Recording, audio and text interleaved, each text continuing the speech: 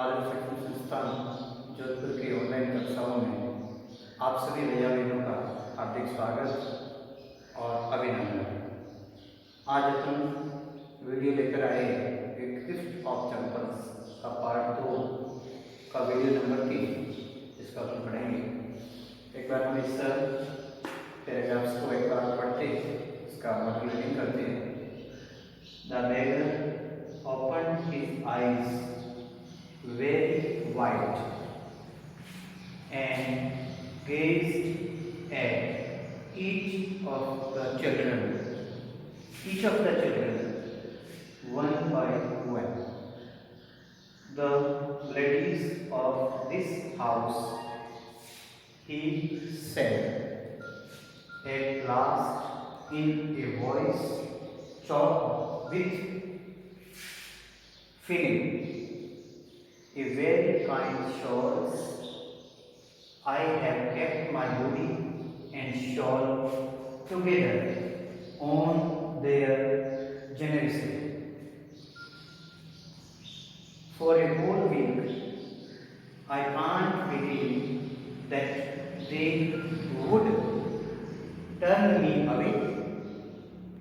He raised his voice. Amma, Amma, oh, said his well might be, but it certainly wasn't feeble. It began in a deep, strong rumble somewhere in his withered belly and came booming out of his mouth, with its few remaining teeth stamped out with bitter cherry. Ravi telling there is nothing left in the kitchen, called Rukmani, and he is not to come again, telling that she sounded fatter. Ravi did not have to repeat it all to the beggar. What his mother said had been easy for them all to hear. There, under the neem tree, the beggar sat up and sighed. I hope, he said wearily, only let me have a rest under this tree.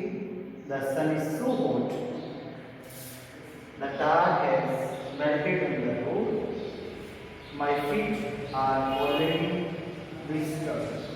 इस तरह से हमने इसको पढ़ा है, इसको moderate किया। The beggar, तो वो बेगर को क्या है, वहाँ से अपने बगीचे से भगा जाएगा तो उसका प्रतिक्रिया क्या देता है, उसकी रिएक्शन क्या देता है भिखारी। The beggar open his eyes very wide, भिखारी ने अपनी आंखें वो ऐसे फाड़ करके वेरी वाइड ऐसा खोल करके अपनी आंखें खोली।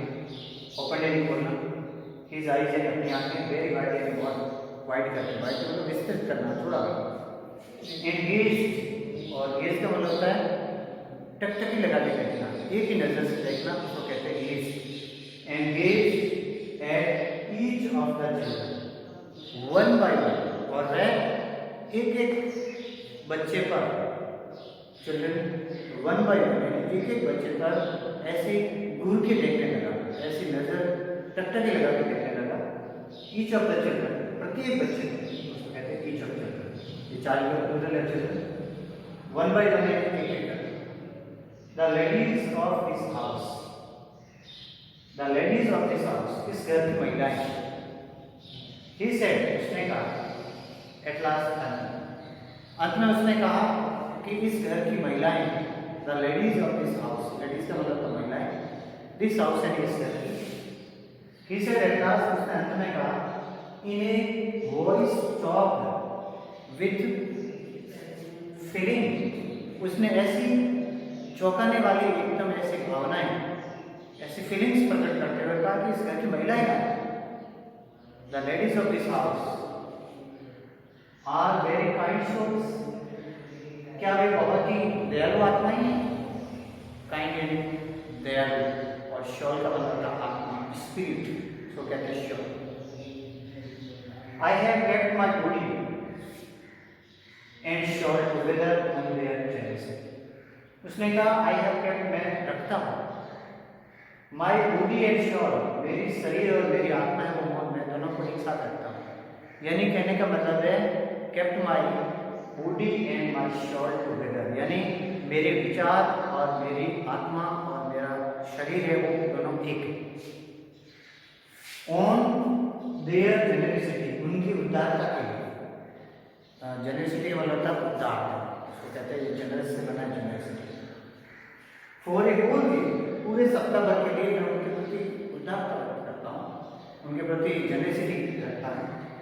आई कांट बिलीव दैट, मैं ये विश्वास नहीं कर सकता, आई कांट बिलीव दैट, मैं ये विश्वास नहीं कर सकता, दैट कि they would turn me away, मैं ये विश्वास नहीं कर सकता कि वो मुझे यहाँ से भगा देंगे, क्योंकि मैं सप्ताह भर में एक बार आता हूँ तो मुझे पूरा विश्वास होता है कि वो मुझे, उनके प्रति मेरी सहानुभूति है, मैं सहमति है, और ऐसा मुझे बिलीव नहीं होता कि वो मुझे भगा देगी, मुझे टर्न कर देगी। टर्न अवे वाले का भगा। ही रेज हिज वॉइस, उसने अपनी आवाज को उठाई, रेज का वाला था आवाज ऊंची करना, रेज हिज वॉइस, उसने अपनी आवाज उठाई, अम्मा अम्मा वो, उसने अम्मा अम्मा ऐसे करके उसने ऊंची आवाज के अंदर चिल्लाना शुरू किया। सेड इज वेग माइट, उसकी आवाज के अंदर थोड़ी शेड था, सैडनेस का थोड़ा दुख था, थोड़ी भावना आहत थी उसकी। माइट भी हो सकता है, but it certainly wasn't feeble, लेकिन शायद उसकी आवाज में वो एक कमजोरी भी थी। फीबल का मतलब होता है कमजोर, उसको कहते हैं वीक, ये वीक का सिमिलर वर्ड हो सकता है। तो सर्टेनली निश्चित रूप से वाजंट फीबल, और शायद उसकी आवाज के अंदर किसी प्रकार की कोई कमजोरी नहीं थी। It began in a deep strong rumble, और वह बहुत ही गहरे और मजबूत rumble somewhere in his withered belly, और अपना एक बड़ा सा पेट लिए हुए वह बहुत ही गहरी और स्ट्रॉन्ग रंबल के अंदर आवाज देने लगा, क्योंकि उसको विश्वास था कि इस घर की महिलाएं मुझे खाली नहीं दे सकती। And can booming out of his mouth, और उसके मुंह से इस तरीके की बूमिंग करते हुए, यानी गूंजती आवाजें निकल रही थी। बूमिंग का मतलब गुंजाना करना, with its few remaining teeth, और उसके कुछ बचे हुए दांत थे, रिमेनिंग यानी पूरा आदमी था, तो कुछ मुंह के अंदर जो रिमेनिंग टीथ थे, stand brown with bitter cherry, जो कि पान चबाने से कुछ ब्राउन यानी भूरे से धब्बे हो गए थे। स्टैंड का मतलब था धब्बे होना, ब्राउन यानी भूरे से धब्बे हो गए थे, और वह बूमिंग आउट ऐसा अपनी आवाज निकाल रहा था अपने मुंह से। रवि ने उससे बताया, there is nothing left in the kitchen, Ravi ने उसको बताया कि अब किचन में आपको देने के लिए कुछ भी नहीं बचा है, यानी रसोई में कुछ बचा ही नहीं है जो आपको दे सके। काल उसने रुक्मिणी को बुलाते हुए पुकारते हुए कहा, and he is not to come है, उसने कहा कि वो दोबारा नहीं आएगा वापस। टेलिंग दैट, उसे बता दो, शी साउंडेड फेड अप, उसने कहा कि उसने पूरी तरीके से खा लिया। साउंडेड फेड अप यानी उसको भरपेट खा लिया है, अब किचन में कुछ भी नहीं बचा है उसने खाने के लिए। उसने कहा था दोबारा आए, नेक्स्ट टाइम आएंगे तब लेंगे।